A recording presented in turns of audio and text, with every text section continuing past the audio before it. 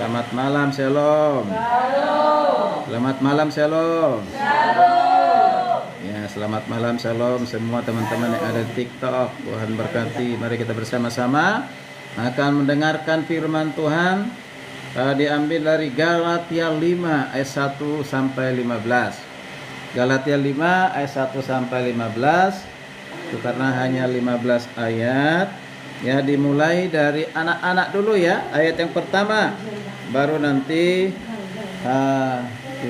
giliran mulai dari Mama Nesia sampai ke sana semua sampai selesai. Ya, nanti ayat 15 saya ulang bersama-sama. Sudah? Galatia pasal yang kelima ayat 1 sampai ayatnya yang ke-15. Sudah? Oke, dimulai dengan anak-anak dengan suara yang kencang berempat. Gabung di sini, Gio, supaya suaranya kencang. Yuk, duduk di sini. Ya. Sini, yuk. Nah, udah? Udah ketemu belum? Sudah? Ayo. Sudah? 2, 3, ya. Supaya kita sungguh-sungguh merdeka. Kristus telah memerdekakan kita. Karena itu berdirilah teguh dan jangan mau lagi dikenakan perhambaan. Ya. Ayat kedua, sesungguhnya aku Paulus berkata padamu, jikalau kamu mengenalkan dirimu, Kristus sama sekali tidak akan berguna bagimu. Sekali lagi, aku katakan pada setiap orang yang mengenalkan dirinya bahwa ia harus melakukan seluruh hukum Taurat. Maksudnya satu-satu semuanya. Ibu-ibu, Kamu juga nggak ngerti ya? Kalau sampai itu nggak ngerti lagi buat. Ayo satu-satu dimulai lagi dari Mama Nesia ayat kedua. Ayat kedua, sesungguhnya aku Paulus berkata kepadamu, jikalau kamu menyenapkan dirimu, Kristus sama sekali tidak akan berguna bagimu. Sekali lagi aku katakan kepada setiap orang yang menghinakan dirinya bahwa ia wajib melakukan seluruh hukum Taurat.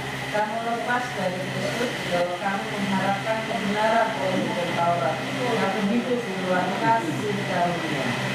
Sebab oleh Allah yang menentukan kebenaran dengan kita melakukan. Sebab bagi orang yang ada di dalam Kristus Yesus harus benar tidak mempunyai sebagai arti hanya iman saja Allah kasih. Dahulu kamu berlomba dengan baik. Siapa yang mengarang-arangnya kamu sehingga kamu tidak melalui kepada kebenaran lagi. Kerjakan kira-kira berikutnya lagi berpendapat dia yang mengatakan Ini terakhir sudah mengkafirkan seluruh adonan. dalam Tuhan akhir-akhir tentang kamu bahwa kamu sudah mempunyai pendirian lain daripada pendirian ini, tapi barang siapa yang mengatakan kamu, dia akan mengatur hukumannya siapapun juga dia. Tapi 11 ya. Lagi pula aku ini saudara-saudara, jikalau aku masih memberitakan sunat, mengapa aku masih dianiaya juga? Sebab kalau demikian, salib bukan batu sandungan lagi. Ayat yang ke-12 anak-anak lagi, ya 12 pendek. Baiklah. 12. Ayo. Baiklah mereka yang menghasut kamu itu membiarkan pada dirinya. Ya, ibu-ibu. Saudara-saudara, setelah kamu mempergunakan kemerdekaan itu sebagai kesempatan untuk kehidupan dalam dosa, layakkan seorang akan yang lain oleh kasih. 14 sama-sama. Sebab seluruh hukum Taurat tercakup dalam satu firman ini, yaitu kasihilah sesama manusia seperti dirimu sendiri. Ya, 15 saya baca ya. Namun jikalau kamu saling menggigit dan saling menelan, awaslah supaya jangan kamu saling membinasakan. Oke. Jadi saya baca ayat yang pertama, saya ulang ya, dengan perikop Lembaga Alkitab Indonesia berkata kemerdekaan Kristus. Jadi ayat pertama tadi yang sudah dibaca oleh anak-anak, supaya kita sungguh-sungguh merdeka, Kristus telah memerdekakan kita. Karena itu berdirilah teguh dan jangan kamu lagi dikenakan kuk perhambaan. Jadi sesuai dengan ayat yang pertama, topik sharing firman Tuhan hari ini adalah kemerdekaan yang sesungguhnya. Apa? Kemerdekaan yang sesungguhnya.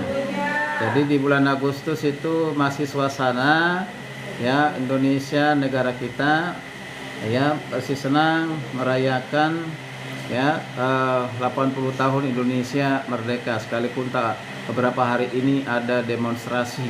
Saya rasa belum benar-benar merdeka ya. Hari ini itu sangat banyak sekali ya lautan manusia di Jakarta itu, sehingga saya nggak jadi ke Jakarta itu demonstrasi karena ketidakpuasan ya, ataupun banyaknya dilihat kepincangan atau kepincangan sosial, ekonomi ya, harga semakin naik dan macam-macam ya, uang sekolah pun semakin tinggi, beli sembako semakin mahal, bawang harganya 40.000 1 kilo, wow luar biasa. Beras pun begitu, padahal Indonesia paling luas ya, dari banding dengan Malaysia, Singapura, Brunei Darussalam, negara-negara Asia yang lain. Indonesia jauh lebih luas ya, gunungnya banyak, pulaunya banyak, lautannya banyak ya, daratannya banyak, semuanya banyak, penduduknya pun banyak. Tapi Indonesia rakyatnya masih banyak yang menderita ya, tidak menikmati di negara sendiri. Ya, dirasa tidak merdeka. Sekalipun kita sudah merdeka dari jajahan bangsa Romawi lagi. Ya, bangsa apa? Belanda dan Jepang ya. Ya, 80 tahun yang lalu ya. Itu luar biasa. Nah, kita bisa sampai hari ini masih aman dan nyaman, sekalipun banyak kekurangan, keterbatasan. Indonesia bisa menikmati kemerdekaan dan segala kekurangannya. Tapi hari ini kita mau belajar merdeka secara rohani, merdeka secara spiritual, seperti yang kita baca hari ini, apa yang dikatakan oleh Rasul Paulus, yaitu kemerdekaan yang sesungguhnya. Ya, kemerdekaan yang sesungguhnya. Oke, kita perhatikan ya, ada beberapa pertanyaan di situ. Jadi kemerdekaan itu adalah satu yang sering kita dengar, yang sering kita bicarakan ya. Kemudian kita perhatikan apa makna kemerdekaan yang sesungguhnya secara rohani sesuai dengan Galatia 5 ayat 1 sampai 15. Nah, sini kita akan bahas kemerdekaan yang diberikan oleh Yesus Kristus. Kemerdekaan yang diberikan oleh siapa? Yesus Kristus. Nah, bagaimana kita menjalani kehidupan kita yang bebas dalam Kristus. Jadi perhatikan, kemerdekaan itu pengertian sederhananya berarti bebas ya. Yaitu bebas dari jajahan ya. Kalau ini bebas dari jajahan perbudakan dari dosa ya, kalau kita di dalam Kristus. Jadi hari ini melalui KTB ini kita akan memahami lebih lanjut tentang kemerdekaan yang sesungguhnya dan bagaimana kita bisa mengalami, menikmati kemerdekaan itu melalui beberapa pertanyaan. Pertanyaan pertama, ada ya di itu ya, dibagi ya, ada ya. Pertanyaan pertama, apa pertanyaan pertama yang perlu diskusikan ini? Katakan, apa yang dimaksud dengan kemerdekaan yang diberikan oleh Yesus Kristus? Sekali lagi, apa yang dimaksud dengan kemerdekaan yang diberikan oleh Yesus Kristus? Di ayat yang pertama, ya. Kemerdekaan yang bagaimana yang dimaksudkan di dalam yang diberikan oleh Yesus Kristus? Kemerdekaan dari apa? Ya, di ayat yang pertama itu. Dari perhambaan. Perhambaan apa itu? Dosa. Perhambaan dosa. Ya, apa itu? Berarti tadi ingat ya, kalau kemerdekaan itu identik dengan pengertiannya berarti kebebasan. Bebas. Ya, kebebasan. Bebas dari mana? Perhambaan dosa. Ya, bebas dari. Kalau di situ ada kata Kristus telah merdekakan kita, karena itu berdirilah teguh dan jangan lagi kamu dikenakan kuk perhambaan. Berarti apa itu? Ya, kalau tidak lagi dikatakan tidak lagi dikenakan, itu sebenarnya lebih tepat dikatakan diperbudak oleh kuk perhambaan. Perhambaan apa sebenarnya? Perhambaan apa itu? Dosa. Ya.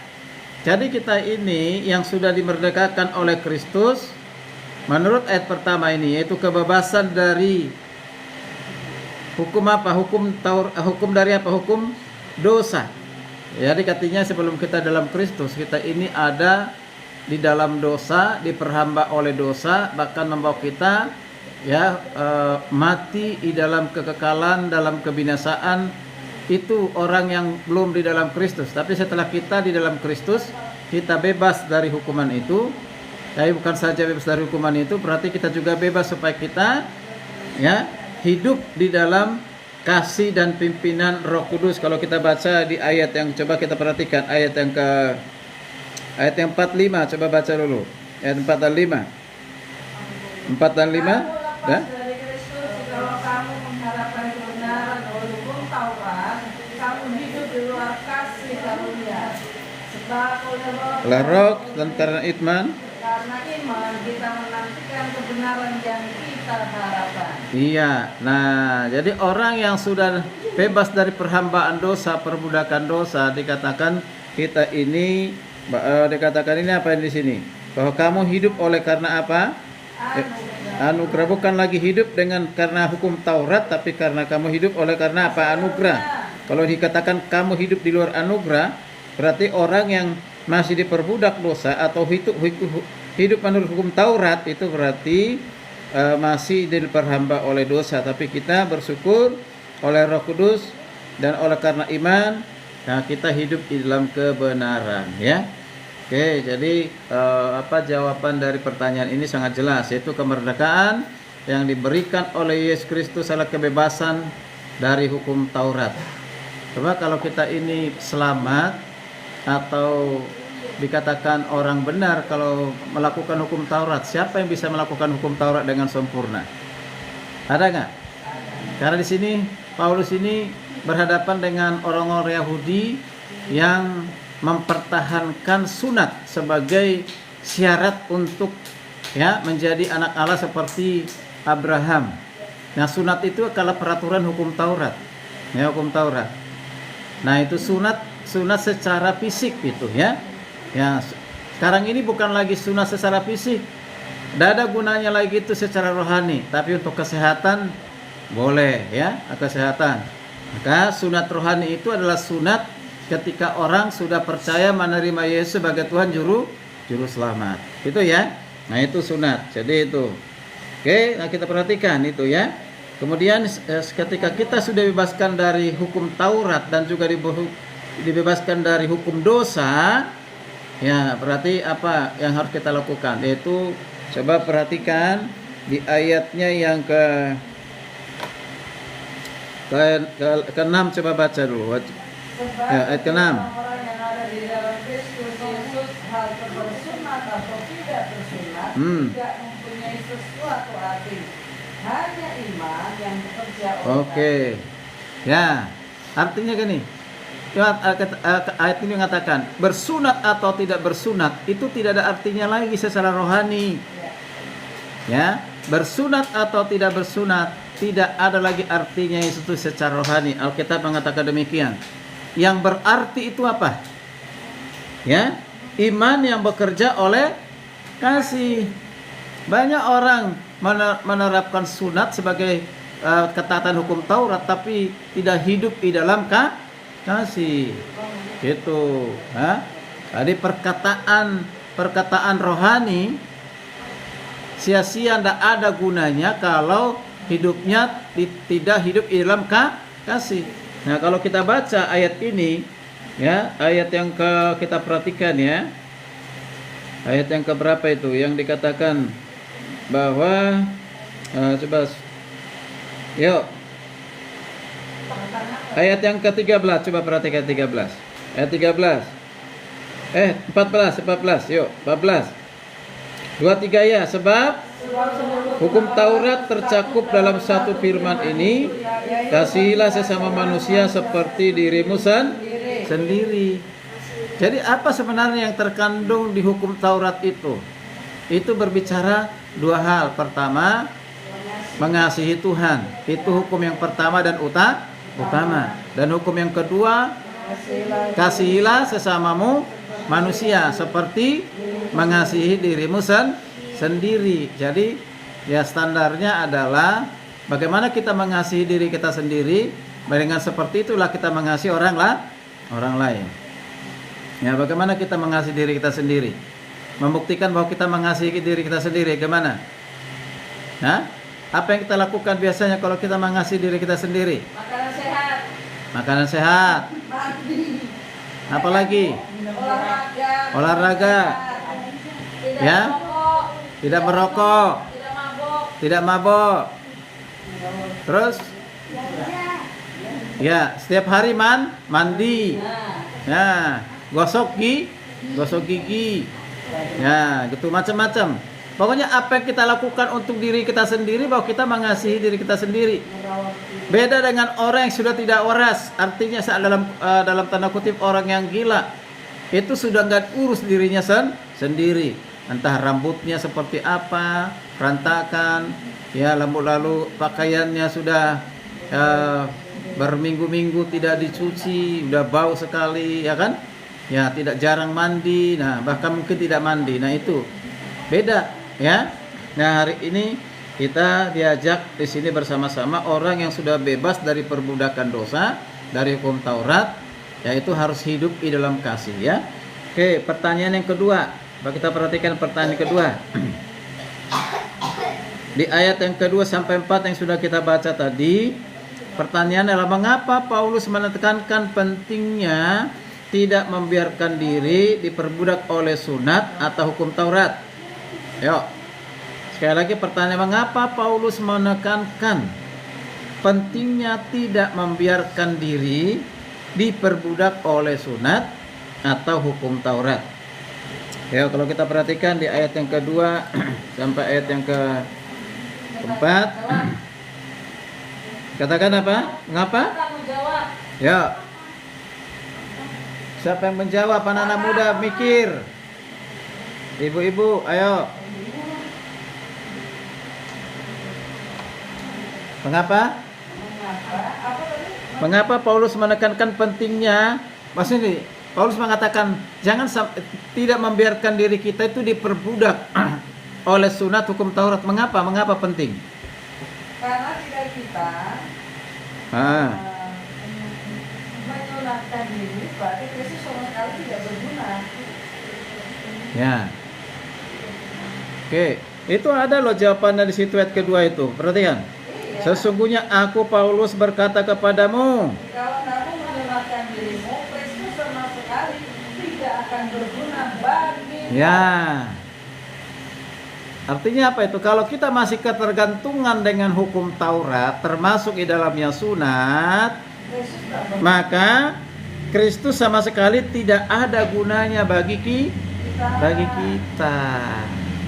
Jadi kita ini bukan lagi hidup di zaman hukum Taurat, udah hidup di zaman anugerah karena Yesus Kristus. Jadi kalau orang bersunat atau tidak bersunat, kalau dia tidak percaya kepada Kristus, maka itu sia-sia. Ya kan? Ya. Tapi kalau dia sudah ada di dalam Kristus, berarti dia tidak lagi diperbudak oleh hukum Taurat. Hukum Taurat itu bagus nggak? Baik nggak? Baik. Ya. Jangan membunuh, jangan mencuri, jangan mengini punya orang lain, ya kan? Jangan menjadi saksi dusta. Ya, jangan ada Allah lain di hadapanku. Bagus nggak itu? baik itu semua ya.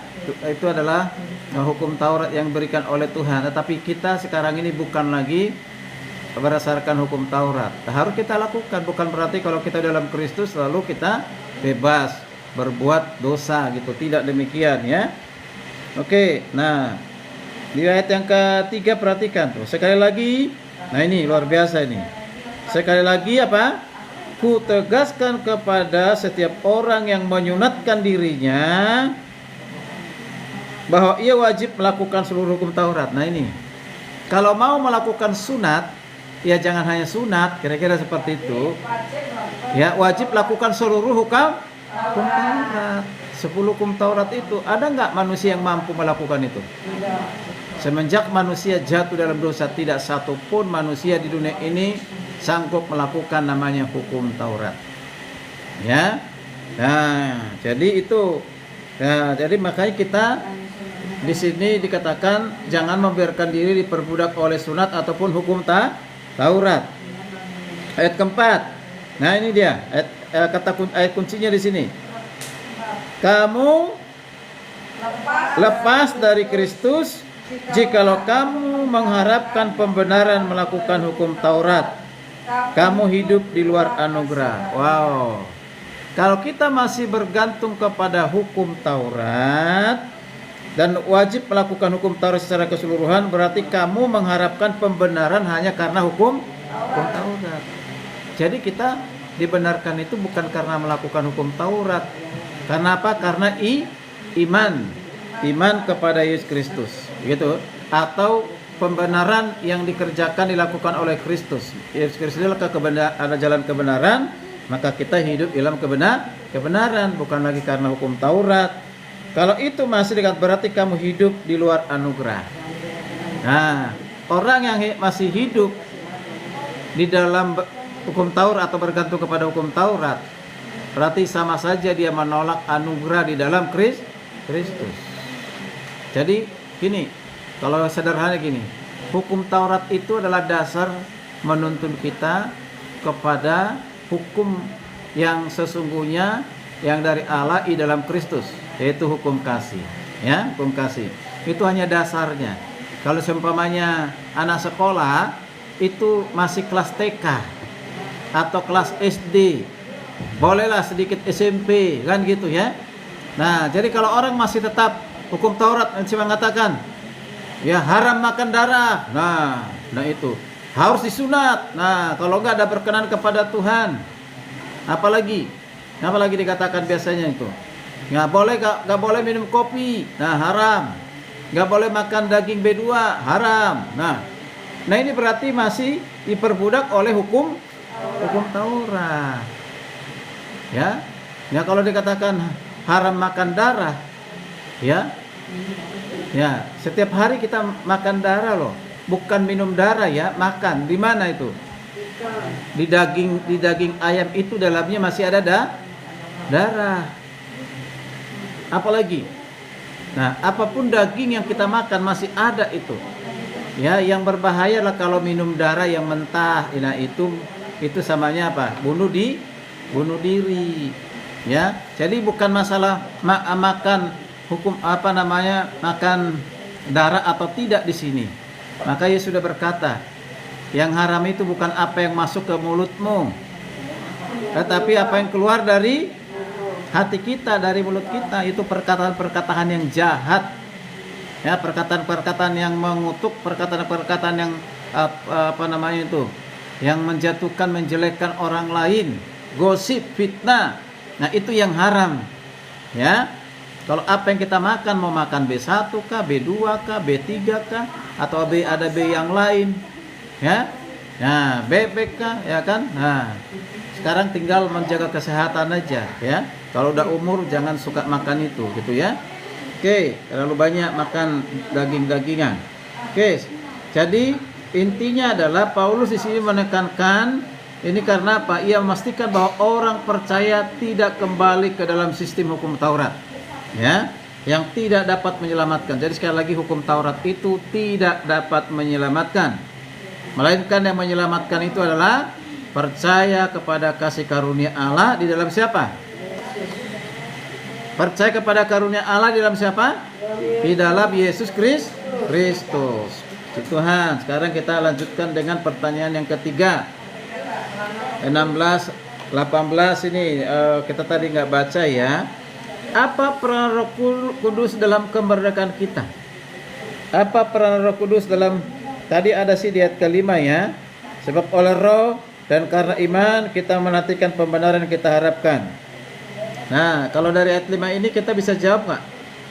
Apa peranan Roh Kudus dalam kemerdekaan kita? Kita sudah merdeka nih dalam Kristus. Lalu ada Roh Kudus. Apa peranannya? Hah? Hah? Kalau ayat yang kelima itu apa itu? Sebab oleh Roh karena iman kita menantikan pembenaran. Ada dua di situ. Berarti apa? Kita beriman itu karena siapa? Roh Kudus. Beriman kepada Yesus Kristus itu harusnya karena pekerjaan Roh Kudus. Ya, sekali lagi. Orang yang mengaku percaya Yesus Tuhan sebagai Tuhan, Yesus Tuhan dan Juru Selamat, itu tanpa Roh Kudus tidak mungkin dan tidak akan pernah.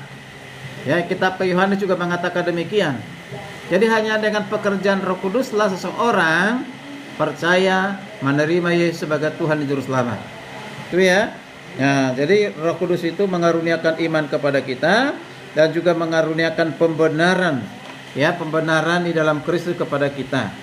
Jadi di sini yang kita lihat, perhatikan, coba kita perhatikan ayatnya yang ke 16 18. Yuk, 16 18. Satu orang baca yang kencang. Maksudku ialah, hiduplah oleh Roh, maka kamu tidak menuruti keinginan daging. Sebab keinginan daging berlawanan dengan keinginan Roh, dan keinginan Roh berlawanan dengan keinginan daging. Karena keduanya bertentangan, sehingga kamu setiap kali tidak melakukan apa yang kamu kehendaki. Akan tetapi, jika kamu memberi dirimu dipimpin oleh Roh, maka kamu tidak hidup di bawah hukum Taurat. Iya. Tadi jelas di sini ya. Peranan Roh Kudus dalam kemerdekaan itu yaitu kita memimpin kita supaya jangan kita lagi menuruti keinginan daging. Tidak lagi mengikuti kehendak diri sendiri. Ya, dan katakan tidak lagi kita di bawah hukum Taurat. Jadi ada 3 di situ ya. Nah, kita perhatikan tuh ya. Yang pertama, hidup oleh Roh dan kamu tidak lagi menuruti keinginan daging. Sebab keinginan daging berlawanan dengan apa? Keinginan Roh, dan keinginan Roh berlawanan dengan keinginan daging. Karena duanya bertentangan sehingga kamu tidak melakukan apa yang kamu kehendaki. Nah, aku masih ingat tuh, saya masih ingat tuh ilustrasi yang pernah aku kuliah S1 ya dari Pak Royan di Hutasoid ya. Ilustrasinya gini. Di dalam kehidupan kita ini ada gambaran seperti ya, ada anjing putih, ada anjing hitam, betul kan? Nah, 2 anjing ini mau diikutkan kompetisi, perlombaan lari. Siapa yang menang akan mendapatkan piala, pemilik anjingnya, tuh ya. Nah, sekarang setiap orang berusaha anjingnya pasti menang. Nah, apa yang dilakukan? Kalau seumpamanya kita yang punya anjing, kita mau yang putih itu yang menang, ya, yang hitam itu kalah. Apa yang harus kita lakukan dengan anjing putih dan apa yang kita lakukan dengan anjing hitam? Ayo, supaya yang putihnya menang. Ayo, Gio. Hah? Yang mana yang dilatih? Yang putih. Kalau yang hitam? Yang hitam tidak dilatih. Oke, latihan katanya boleh. Ada yang lain? Kita maunya ini anjing hitam, putih ini yang menang ini. Supaya putih menang, yang hitam jangan kasih makan, putihnya kasih makan banyak. Ya, katanya Ibu Gembala katakan apa? Yang putih dikasih makan yang banyak, sementara yang hitam ya jangan dikasih makan. Nah, ada lagi yang lain. Kata Bang Maju, yang hitam kasih racun. Itu ya. Nah, ya itu ilustrasi itu maksudnya begini. Nah, di dalam kehidupan kita ini, ya kalau yang putih itu maksudnya adalah keinginan Roh Kudus, itu yang kita kasih makan. Apa sih keinginan roh? Ya keinginan roh itu apa? Hal-hal rohani. Ya memuji, menyembah, mendengarkan firman Tuhan, ikut ibadah hari Minggu, ikut KTB, sekolah minggu tidak main-main, ya kan? Gitu. Ya ketika pelayanan serius berikan yang terbaik. Ya supaya beda dengan panggung gembira atau panggung dangdut, panggung yang lain, ya kan? Nah, roh kita yang ikut berperan di dalamnya bukan karena kedagingan begitu ya. Oke, kadang-kala mereka mungkin lebih baik dari sisi musiknya, dari sisi suaranya lebih baik. Tetapi karena bukan dengan roh, maka tidak bisa kita nikmati. Tuh kan? Kalau kita kurang bagus mungkin suaranya, tapi karena ada roh, nah itu akan lebih menikmati ya, merasakan hadirat Tuhan. Jadi, yang hitam itu apa berarti? Keinginan daging, jangan dikasih makan. Misalnya apa itu? Keinginan daging itu dikasih makan apa? Kasih makan berbuat dosa. Ya. Berbuat dosa, melakukan apa yang menyenangkan dirinya sendiri, yang tidak berkenan kepada Tuhan. Itu di ayat yang keberapa itu? Coba kita lihat, keinginan daging itu nggak jelas itu. Ayat yang ke-19. Coba baca itu keinginan daging itu. Baca 19.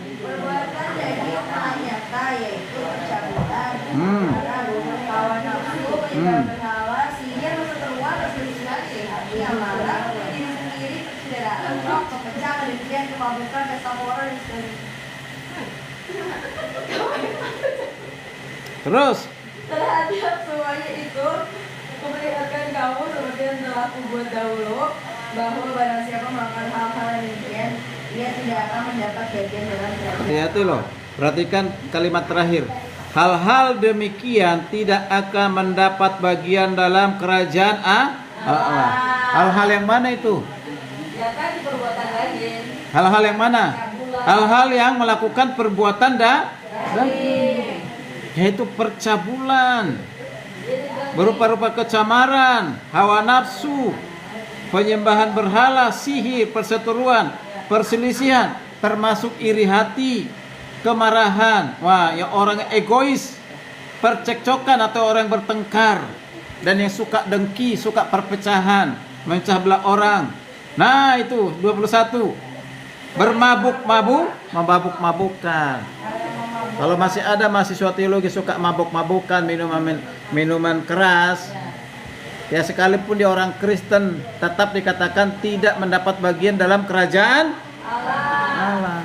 Jadi harus bertobat. Kalau ada orang lain kita lihat begitu, harus kita tegur, kita ingatkan ya. Lagi ada pesta pora ya, nah itu.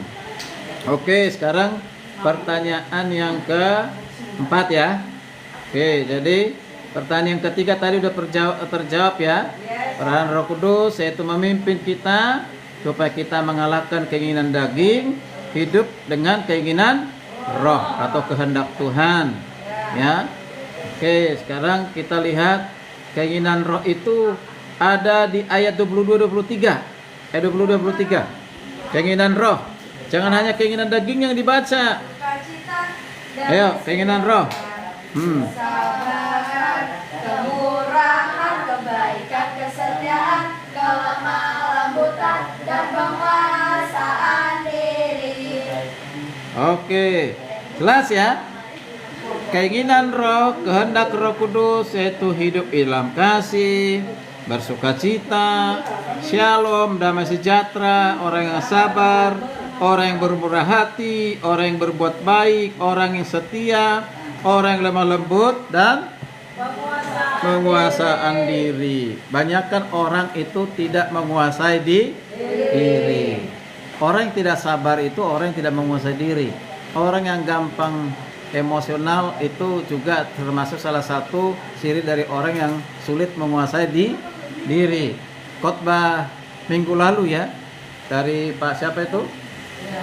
Ya, Ya, banyakkan orang langsung terlalu responsif tentang keadaan yang dia alami, padahal belum tentu itu sesungguhnya itu yang terjadi kan gitu. Ya. Harusnya kita bisa belajar menguasai diri. Jangan ada dikuasai oleh kecurigaan. Ada orang bilang begini, percaya sih percaya, tapi curiga jalan terus. Nah itu, ya, itu nggak benar. Oke, sekarang kita pertanyaan yang terakhir keempat. Bagaimana kita dapat menjalani hidup yang bebas di dalam Kristus? Nah, kita bebas dalam Kristus, bagaimana kita menjalaninya? Di ayat 13-14, coba perhatikan. Kembali pasal 5 tadi. Ayat 13.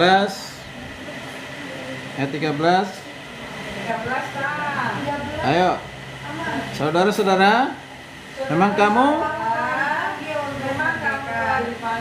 merdeka. Tetapi janganlah kamu mempergunakan kemerdekaan itu sebagai kesempatan untuk kehidupan dalam dosa, melainkan layanilah seorang yang lain oleh kasih. Iya, jadi penekanan di situ, kalau kita sudah dimerdekakan oleh Kristus, maka kita dipanggil untuk apa?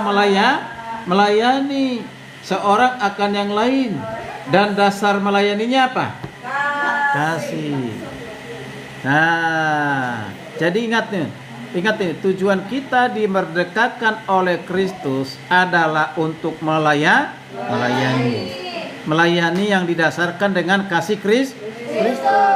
Jadi kalau dipercayakan pemimpin pujian, jangan pernah ditolak, karena engkau bukan melayani manusia, melayani siapa? Tuhan. Ketika engkau dipercayakan untuk melayani musik, jangan pernah ditolak. Kalau ditolak berarti tidak melihat Tuhan, melihat manusia. Tapi ketika melihat Tuhan, tidak ada alasan untuk menolak. Kalau dikasih kesempatan berdoa, ya harus diterima, jangan dilempar kiri dan kanan. Gitu.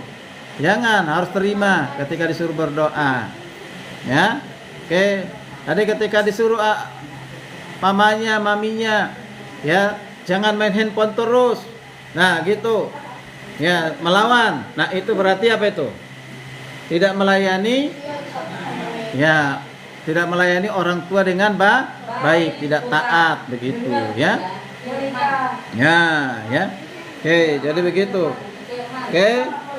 Jadi, kita di sini jangan lagi diperbudak oleh ketidaktaatan, ya.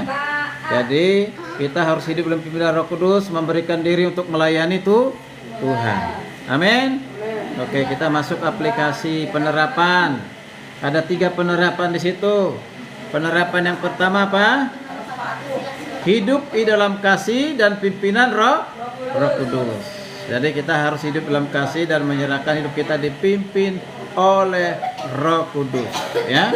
Dengan mempercayai, mengikuti pimpinan dari Tuhan setiap hari. Yang kedua, apa yang harus kita lakukan? Tidak membiarkan diri diperbudak oleh keinginan daging atau hukum Taurat, melainkan percaya kepada apa? Kasih karunia oleh Allah melalui Yesus Kristus. Penerapan yang ketiga, menjalani hidup kita dengan apa? Sukacita, damai sejahtera, ya, dan juga melayani dengan kasih. Oke, ya. Jadi sebagai kesimpulan, kemerdekaan yang sesungguhnya itu adalah berarti apa? Kebebasan dari hukum Taurat dan dosa. Sehingga kita dapat hidup dalam kasih dan pimpinan Roh Kudus. Jadi intinya orang yang merdeka itu bisa dilihat dari mana? Hidupnya di dalam kasih dan hidupnya dalam pimpinan Roh Kudus. Berarti kalau dia masih diperbudak, berarti dia belum merdeka, masih diperbudak oleh dosa. Sehingga melalui KTB hari ini, malam ini, kita memahami bahwa kemerdekaan itu diberikan oleh Kristus dan dapat dialami oleh setiap kita hanya dengan pimpinan kuasa Roh Kudus. Puji Tuhan. Ayat hafalan. Galatia 5 ayat 1. Siapa yang sudah hafal? Yuk, Gio, Encang. Ya, Waduh, nggak ada. Galatia 5 ayat tunggu. Ya, sudah. 1. Galatia 5 ayat 1. Kristus telah memerdekakan kita untuk menjadi orang-orang yang merdeka. Karena itu berdirilah teguh, jangan membiarkan diri kamu diperbudak lagi olehku perhambaan. Ya. Ayo siapa lagi? Kita Ayo, Monica situ. Ya. Nah. Galatia 5 ayat 1. Kristus telah memerdekakan kita untuk menjadi orang-orang yang merdeka. Karena itulah berdirilah teguh, janganlah diri kamu diperbudak lagi olehku perhambaan. Ya. Ayo siapa lagi? Nesia. Nesia. Ayo. Ayo berdiri. Berdiri menghadap sini. Nah. Galatia 5 ayat 1. Yuk. Kristus telah memerdekakan kita untuk menjadi orang-orang yang merdeka. Ya. Karena itu berdirilah teguh, jangan membiarkan diri kamu diperbudak Lagi. perhambaan. Ya. Oke. Ya. Ayo. Ya. Yang kencang. Galatia 5 ayat 1. Kristus telah memerdekakan kita untuk menjadi orang-orang yang merdeka. Ya. Karena itu berdirilah Teguh. teguh, jangan membiarkan dirimu diperbudak oleh hukum perhambaan. Ya. Ya. Untuk anak muda, Ona. Ayo. Ayo Ona. Situ aja, situ. Ayo Ona. Galatia 5 ayat 1. Kristus telah memerdekakan kita untuk menjadi orang-orang yang merdeka. Karena itu berdirilah teguh, jangan membiarkan diri kamu diperbudak lagi oleh perhambaan. Ya, itu namanya Tata, Ona sekarang. Ayo, Ona.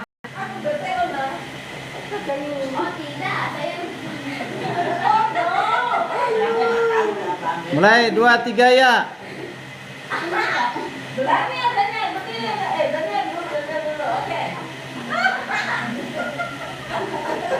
Galatia 5 ayat 1, supaya kita sungguh-sungguh merdeka, Kristus telah memerdekakan kita.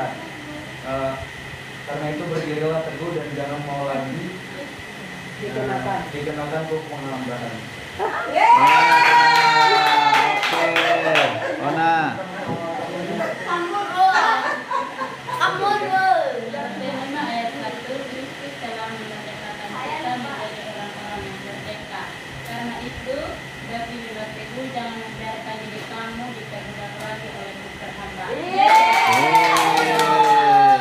Oke, siapa lagi yang mau coba?